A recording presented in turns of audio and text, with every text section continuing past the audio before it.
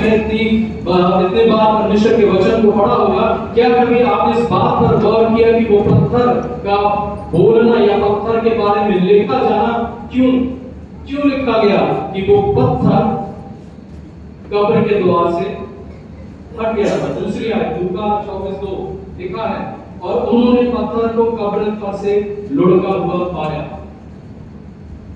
मैं नहीं कह रहा, बाइबल कह रही है कि उन्होंने उस पत्थर को लुढ़का हुआ पाया। कभी आपने सोचा अपने ज़हन में कि यहाँ पे सिर्फ एक आयत में लिखा हुआ है कि कब्र से पत्थर लुढ़का हुआ, क्यों? What was the reason? बताइए, मैं पूछ रहा हूं आपसे, क्या रीजन हो सकता है कि बाइबल में, क्योंकि बाइबल की जितनी बातें हैं, बाइबल में एक एक शब्द जो है वो बहुत इंपॉर्टेंट है। यदि किसी का नाम आया है तो इंपॉर्टेंट है। यहाँ पे एक पूरी आयत में लिखा हुआ है उस पत्थर के बारे में कि पत्थर लुढ़का हुआ था, क्यों? बताइए, क्या सोच सकते हैं?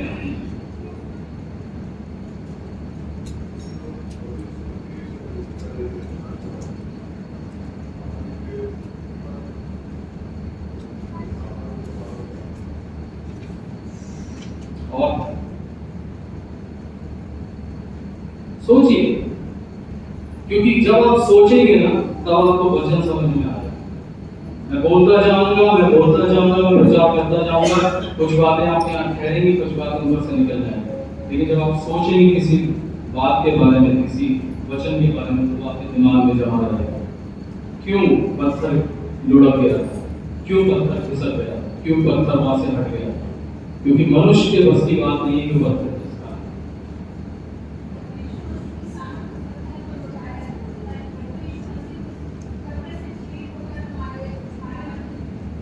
आप सही कह रहे हैं, लेकिन मेरा क्वेश्चन है, does Jesus need the way to come out from the वे?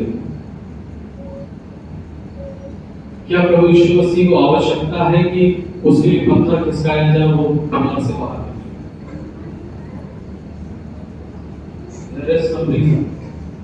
सोचिए, प्रभु यीशु मसीह को जरूरत नहीं थी कि वो पत्थर वहां से लुढ़का हो गेट से बाहर आए। क्यों? क्योंकि जब चेले उस घर में बैठे हुए थे, पढ़ाया आपने, चेले जब घर में बैठे हुए थे तो प्रभु यीशु मसीह कहां से आया? द्वार बंद था।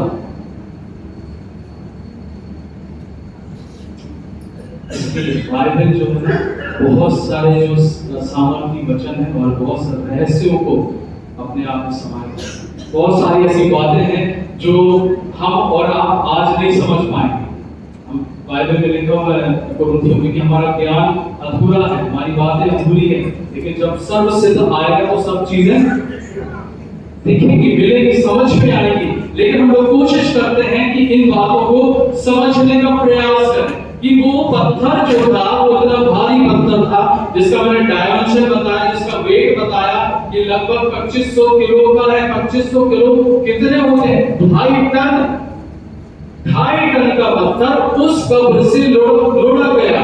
यीशु मसीह को जरूरत नहीं थी कि पत्थर लुढ़काया जाए, स्वर्गदूत पत्थर लुढ़काए और यीशु मसीह उस कब्र में से बाहर आए। क्यों? क्योंकि प्रभु यीशु मसीह का रूपांतरण हो चुका था। प्रभु यीशु मसीह बदल चुके थे। मरियम से कहते, मरियम मुझे मत छू, क्योंकि मुझे स्वर्ग में जाना है, पिता के पास जाना है। मैं अब संसार में देह में नहीं हूँ। मुझे परमेश्वर ने एक नई देह दे दी है, एक ऐसी देह दे दी है जिसका मुझे स्वर्ग में ले जाना है। हमें अपने आप को, अपनी देह को बदलना जरूरी है। हमें पत्थर को हटाना जरूरी है। पत्थर इसलिए लुढ़का हुआ था ताकि हम अंदर झांक के देख सकें कि वो कब्र खाली है। अगर पत्थर होता तो स्त्री अंदर झांक के नहीं देख पाती। यीशु मसीह तो बाहर आ चुका था, लेकिन उसको उसका प्रमाण नहीं मिलता कि प्रभु यीशु मसीह अंदर नहीं है। कपड़े अंदर हैं, सब कुछ अंदर है, लेकिन हमारा जीवित यीशु वहां मौजूद नहीं है। हालेलुया। ये है प्रभु यीशु मसीह उस कब्र से, मैं जो सोचता हूं कि पत्थर रखे रहने के पहले ही बाहर आ गए थे। मुझे नहीं लगता कि उन्होंने इंतजार किया होगा कि पत्थर हटाया जाए, स्वर्गदूत आके पत्थर हटाए या कोई भी व्यक्ति आके पत्थर हटाए। उठाए। जैसे परमेश्वर ने उनकी आत्मा वापस प्रभु यीशु मसीह ने परमेश्वर से मांगी, प्रभु यीशु मसीह जीवित हो गया और उस कब्र से बाहर निकल आया। संसार की कोई भी ताकत, संसार की कोई भी शक्ति, कोई भी पत्थर प्रभु यीशु मसीह को उस अंधेरे कब्र में रखने के लायक, योग्य और सामर्थी नहीं है, क्योंकि हमारा प्रभु यीशु मसीह जीवित है। और उस पत्थर ने ये गवाही दी कि हमारा जो जीवित परमेश्वर प्रभु यीशु मसीह वो अंदर नहीं है, वो अपने आप दूर हो गया। उसने खुद बताया, मेरे इस कब्र के अंदर, जो इस पत्थर की कब्र के अंदर अब कोई भी मृतक नहीं है। ये सबसे बड़ा प्रमाण है जो उस पत्थर ने, हम जानते हैं प्रभु यीशु मसीह ने बोला था, यदि तुम लोग इन बातों को नहीं बताओगे तो ये पत्थर जो है क्या करेंगे, चिल्ला उठेंगे। और यही गवाही इस पत्थर ने दी कि प्रभु यीशु मसीह जीवित है और वो कब्र खाली है। ये हमारा विश्वास होना चाहिए। हम आज भी जब समस्या हमारे ऊपर आती है, परेशानी हमारे ऊपर आती है, तो हम क्या हो जाते हैं, अंधेरे को ढूंढने लगते हैं। हम ऐसी लत हमें लग जाती है तो हम ड्रग्स लेने लगते हैं, एल्कोहल लेने लगते हैं, अगर कोई गंदी आदत लग जाती है, हम उस अंधकार की ओर भागते हैं। जबकि अंधकार में खुद अपने आप को दिखा दिया कि अंधकार में यीशु मसीह नहीं, वो ज्योति है, सामर्थी परमेश्वर है, वो जीवित होकर उस कब्र से बाहर निकल आया है। तो हमें विश्वास करना है, अपने विश्वास को प्रभु यीशु मसीह के ऊपर रखना है। हम पढ़ेंगे लूका से समाचार उसका 23वां अध्याय 50 से 56, जिसको मैं ज्यादा पढ़ रहा हूं, लूका 23 50 से 56।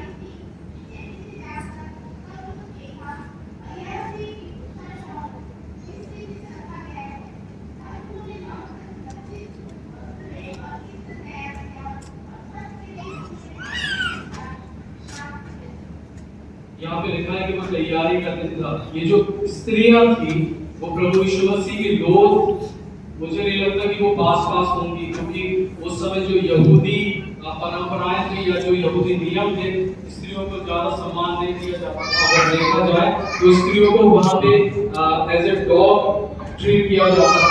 यहूदी जो वहां का परंपराएं थी या जो उनके लॉ थे उसके अनुसार तो स्त्रियों को ज्यादा सम्मान नहीं दिया जाता था। तो ये इसलिए पढ़ रहा हूं कि वहां जो स्त्रियां पहुंची वो सारे रीति रिवाज, सारी परंपराओं को तोड़ के उस कब्र के पास प्रभु यीशु मसीह के पहुंची। उन्होंने ये नहीं सोचा कि लोग क्या सोचेंगे, उन्होंने ये नहीं सोचा कि परंपराएं क्या बोलेंगी, उन्होंने ये नहीं सोचा कि हम लोग क्यों तुझे जाने जाते हैं, यदि हम प्रभु यीशु मसीह को देखने जाएंगे, उसके लोग को लेप लगाने के लिए जाएंगे तो लोग क्या कहेंगे। उन्होंने सारे बंधनों को तोड़ते हुए, सारी बातों को तोड़ते हुए सबसे पहले उस गवाही को अपने जीवन में पाया कि प्रभु यीशु मसीह जीवित है। पतरस, लूका, यूहन्ना जितने भी चेले थे वो अपने घर चले गए वापस, लेकिन स्त्रियां जो थी वो पीछे पीछे देखती हुई गई कि प्रभु यीशु मसीह की लोथ जो है किस कब्र में जा रही है, उसके कपड़ों को किस प्रकार से उसको लपेटा जा रहा है। ये स्त्रियां उस गवाही को जो पत्थर ने उनको दी उसका जीवित प्रमाण थी कि वो स्त्रियां वहां पे खड़े होकर प्रभु यीशु मसीह की जीवित गवाही को अपने जीवन में महसूस कर रही थी। वो देख रही थी कि हम लोग इतने तुच्छ, इतने निकम्मे और इतने कुत्तों के समान जाने जाते हैं, लेकिन प्रभु यीशु मसीह का जो सबसे पहला जो जीवित होने का प्रमाण जो है वो हमको मिला है, वो धन्य हो गई थी। क्या हम भी आज जब प्रभु यीशु मसीह हमारे जीवन में कार्य करता है तो क्या हम अपने घर में बैठे रहते हैं, यहाँ बाहर निकल कर प्रभु यीशु मसीह की गवाही देते हैं। प्रभु यीशु मसीह की सामर्थ की गवाही जो है, उसके जीवित होने की सामर्थ की गवाही जो है उस पत्थर ने दी, और उस पत्थर ने ये बताया कि प्रभु यीशु मसीह की सामर्थ जो है संसार की सारी सामर्थ से बड़ी है। लोग प्रभु यीशु मसीह को क्रूस पर चढ़ाना चाहते थे, लोग और शासन चाहता था कि प्रभु यीशु मसीह उस कब्र में दफन हो जाए। शासन और लोग ये चाहते थे कि इसका राज्य जो इसने अपना राज्य स्थापित करने के लिए बोला, इसका राज्य जो संसार से हटा दिया जाए। जो सारी ताकतें थी वो प्रभु यीशु मसीह को वहां से हटाने में लगी हुई थी, लेकिन परमेश्वर की सामर्थ जो काम कर रही थी, परमेश्वर की जो सामर्थ वहां पे उस स्थान पर कार्य कर रही थी, उस सारे लोगों को ऊंचे उठाने में, प्रभु यीशु मसीह को जीवित करने में लगी हुई थी। लोगों की और संसार की ताकत से बड़ी प्रभु यीशु मसीह की सामर्थ है। अंधकार चाह रहा था कि प्रभु यीशु मसीह को अपने आप में समेट ले। आपको सिर्फ यही बताना चाहता हूँ, यदि आज हमारे जीवन में किसी भी प्रकार का पत्थर रखा हुआ हो सकता है वो अकेलेपन का पत्थर हो जो प्रभु यीशु मसीह ने सहा, हो सकता है आपके जीवन में कुछ ऐसे निर्णय आपने ले लिए हो जो आज आप सोच रहे हो कि मेरी जिंदगी में एक बोझ का कारण है। आपके जीवन में यदि कोई पत्थर पाया जाता है, यदि आप सोच रहे हो कि आप किसी प्रकार के कर्ज में हो, यदि आप सोच रहे हो कि आप किसी प्रकार के अंधविश्वास में भी आप पड़ रहे हो, तो परमेश्वर की सामर्थ, जीवित सामर्थ हमारे लिए मौजूद है। वो चाहता है कि जिस तरह वो पत्थर अपने आप गवाही दे रहा है कि प्रभु यीशु मसीह इस कब्र में नहीं है, तो हमें अंदर झांक के देखना है कि प्रभु यीशु मसीह जीवित हो उठा है हमारे जीवन के लिए। हमारे सारे जो जीवन में परेशानियां हैं उन सारी बातों के लिए प्रभु यीशु मसीह जीवित हो उठा है, और आज वो हमें और आपको उन सारी चीजों से छुड़ाने के लिए मौजूद है। हम अपने आप को कम ना समझें, हम अपने आप को ऐसा ना समझें कि किसी प्रकार से दर्द हो। हमेशा परमेश्वर प्रभु यीशु मसीह आपका मेरे साथ। ये जो पत्थर था, ये जीवित प्रभु यीशु मसीह, वो पत्थर, निर्जीव पत्थर, उस पे जब लाठी मारी गई तो वहां से पानी निकलने लगा। प्रभु यीशु मसीह भी हमारा पत्थर है, जीवित पत्थर है। उस पत्थर पे जब कोड़े मारे गए, उस पत्थर पर जब भाला मारा गया तो उसके अंदर से क्या निकलने लगा? लहू। और वो लहू जो निकला उसने हम जो हम पापी लोग हैं, जो हम प्रभु यीशु मसीह में प्यासे लोग हैं, प्रभु यीशु मसीह ने हमारी प्यास उस अपने लहू से बुझाई। हमारे जीवन में जो पाप थे, जो अपराध का धब्बा पड़ा हुआ था, प्रभु यीशु मसीह ने अपने लहू से उन सारी चीजों को धो डाला। ये गवाही है, ये टेस्टिमनी है जो हमें अपने आप में प्रभु यीशु मसीह के लहू में बेयर करना है, दिखाना है। और अगर आगे हम देखें, उस पत्थर से जब वो पानी निकला, वो सारी चीजें हो गई। आगे फिर तो इस्राएली के गुड़ आए और बड़ा है, और उन्होंने फिर मूसा को चिल्लाया, मूसा को बोला, तो परमेश्वर से जब प्रार्थना की तो मूसा को परमेश्वर ने बोला कि जा उस चट्टान से बातें कर। उसके बाद अब लाठी नहीं मारना, बातें कर। और मूसा ने क्या किया? मूसा ने लाठी मारी, और वो अनाज्ञाकारिता के कारण पता क्या होगा? उसे कनान देश जाने नहीं मिला, देखने मिल गया लेकिन उसको एंट्रेंस नहीं मिला। आज की सुबह मेरे प्रियो, परमेश्वर ये कह रहा है कि एक बलिदान हो चुका है, एक लहू बह चुका है, अब उसको बार बार उस पे लाठी मारने की जरूरत नहीं है। अब सिर्फ उससे बात करने की जरूरत है। हमें सिर्फ बात करना है, सिर्फ प्रार्थना करना है। जीवन की सारी समस्याओं से, परेशानियों से, तकलीफों से छुड़ाने वाला परमेश्वर आज जीवित है। उसे बार बार अविश्वास के कारण, बार बार अपनी अनाज्ञाकारिता के कारण मारना नहीं है। यदि हम ऐसा करेंगे तो हम उस प्रतिज्ञा के उद्देश्य में नहीं जा पाएंगे जिसकी प्रतिज्ञा परमेश्वर ने मेरे और आपके लिए की। आज की सुबह ये बात हमें जानना है और अपने दिमाग में रखना है कि हम बार बार अपने कार्यों के दौरान परमेश्वर जो हमें आज्ञा देता है, जो वचन जो उसने हमें सिखाया है, उसकी जब हम अनाज्ञाकारिता करते हैं तो हम अपने आप को बार बार उस राह से दूर करते जाते हैं जिस पर हमें चलना है। लेकिन आज की सुबह में हमें ये काम करना है कि हमें परमेश्वर की आज्ञा मानना है, प्रभु यीशु मसीह को बार बार सूली पर नहीं चढ़ाना है, उससे प्रार्थना करना है कि प्रभु मैंने ये गलती की है, आप उसकी क्षमा मुझे दें। और प्रभु यीशु मसीह विश्वासी और धर्मी है जो हमें हर प्रकार के पाप से, अपराध से और बोझ से, ग्लानि से मुक्त करने की सामर्थ रखता है।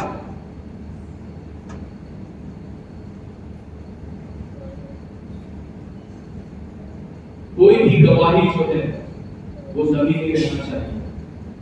यदि मत्ती रचित सुसमाचार उसका 28वां अध्याय उसका 12 पद से लेकर 15 पद तक पढ़ें तो वहां पे लिखा हुआ है कि लोगों ने चाहा, पैसे देकर चाहा कि ये जो प्रभु यीशु मसीह की गवाही जो जीवित है प्रभु यीशु मसीह, उसको दबा दिया जाए, लेकिन वो ना हो सका। सिर्फ एक प्रथा वहां पर प्रचलित है, लेकिन धन के द्वारा, किसी भी चीज के द्वारा हमारी गवाही जो है वो दबाना नहीं चाहिए। हमारी जो टेस्टिमनी है, हमारे जीवन में परमेश्वर ने कार्य किए हैं, हमें बैठ नहीं जाना है। हमें जो गवाही हमारे जीवन में मिली है, हमें उस गवाही को लेकर आगे बढ़ते जाना है। जैसे आप लोग यहाँ पर खड़े होकर गीत गाते हैं, आप लोग स्तुति करते हैं, आराधना करते हैं, वो परमेश्वर को भाता है। परमेश्वर आपसे प्रसन्न होता है। हमें आगे बढ़ के उस गवाही को, ये जो हमारे जीवन में है, जो परमेश्वर ने हमें दी है, हमें गवाही दूसरों तक बांटना है और अपने जीवन को प्रभु यीशु मसीह के दूसरे आगमन के लिए तैयार करना है। तीसरी और आखिरी बात, proclaim the testimony of living Christ। जीवित प्रभु यीशु मसीह की जो गवाही है उसको हमें प्रचार करना है। पहली बात विटनेस, दूसरा बात बियरिंग और तीसरी बात प्रोक्लेम।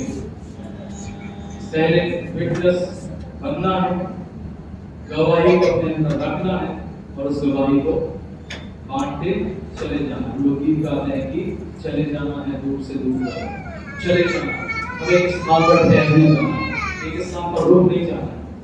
आप जानते हैं कि आपने कभी जब आप छोटे रहे हो या बड़े रहे हो, कभी आपने घर के जो की होल्स होते हैं उसमें से अंदर झांका है? कभी आपने किसी दीवार के छेद में से अंदर झांका है?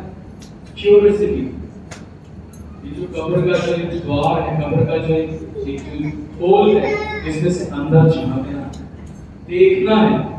उस टेस्टिमनी को तभी हम बेयर कर पाएंगे जब हम अंदर झांकने की क्यूरियोसिटी अपने अंदर रखेंगे, अंदर झांकने का हमारा मन होगा। हम चाहते तो बहुत कुछ करना अपने जीवन में, लेकिन हम बाहरी तौर पे करते हैं। हमें उस कब्र के अंदर तक जाना होगा, उस कब्र के बाहर खड़े होकर प्रभु यीशु मसीह को। अभी आपने यूहन्ना 20 पढ़ा, उसमें क्या था? पतरस के साथ एक चेला और गया, लेकिन क्या हुआ? पतरस अंदर चला गया, लेकिन वो चेला क्या हुआ? बाहर खड़ा रहा। हम देखते तो हैं कि पत्थर हटा हुआ है, हमने देखा तो है अपने जीवन में कि पत्थर को हटा दिया गया है, हमने देखा तो है कि कब्र बाहर से खाली दिख रही है, अंदर तो अंधेरा है, बाहर उजाला है। अंदर हम झांकने की हिम्मत नहीं करते, हम सोचते हैं कि बाहर खड़े खड़े सब कुछ हो जाएगा। हम प्रभु यीशु मसीह को ग्रहण नहीं करेंगे, प्रभु यीशु मसीह की उपस्थिति में नहीं आएंगे, सबसे पीछे बैठे रहेंगे, बाहर खड़े रहेंगे, हमारे जीवन में कुछ नहीं होने वाला। जब तक आप उस खाली कब्र के अंदर नहीं जाएंगे, तब तक आप प्रभु यीशु मसीह के जीवित होने के प्रमाण को अपने जीवन में नहीं देख पाएंगे। सुनते हम बहुत हैं, हमने बहुत सारी बातें सुनी है, लेकिन हमने अपने जीवन में क्या किसी चीज का अनुभव किया? क्या कभी हमने प्रभु यीशु मसीह की गवाही को अपने जीवन में होते हुए देखा है? उन कामों को होते हुए देखा है जो प्रभु यीशु मसीह ने हमारे लिए किए हैं? क्या हमने उस गवाही को दूसरों तक बांटा है? क्या हमने उस गवाही को उन लोगों तक बांटा है जो प्रभु यीशु मसीह को नहीं जानते? यदि हम आज प्रण कर रहे हैं कि अगले पुनरुत्थान दिवस पर हम कम से कम 10 लोगों को सुसमाचार सुना के कलीसिया बनाएंगे, तो जैसे कि हम इतने लोग यहाँ बैठे हैं, सोचिए आपको बाहर जाना पड़ेगा और ये चर्च भर जाएगा। हालेलुया। क्या हमने ये प्रण किया है? क्या हमने उस गवाही को, पत्थर तो गवाही दे रहा है, लेकिन हम क्या जीवित जो लोग हैं, क्या हम मृतक पत्थर के समान हैं, या हम ऐसे पत्थर हैं जो प्रभु यीशु मसीह की गवाही लोगों के जीवन में बांट? आज ये सबसे बड़ा प्रश्न है। पत्थर को खिसका दिया गया है, पत्थर तो चला गया है, स्वर्गदूतों ने मरियम से और जो वहां पे स्त्री अपोजी थी उससे कहा, कम, अंदर बुलाया, कम एंड सी, और फिर बोला इनको अंदर आना है उस कब्र के, उस कब्र में अंदर आके देखना प्रमाण को, और फिर उस जीवित प्रमाण को लेकर बाहर। ये हमारा काम है। कई बार हम पहले प्रोसेस कर लेते हैं, दूसरी प्रोसेस में रुक जाते हैं, तीसरी तक पहुंचते नहीं। ये हमें अपनी लाइफ में करना है। आइए दुनिया को बंद करें।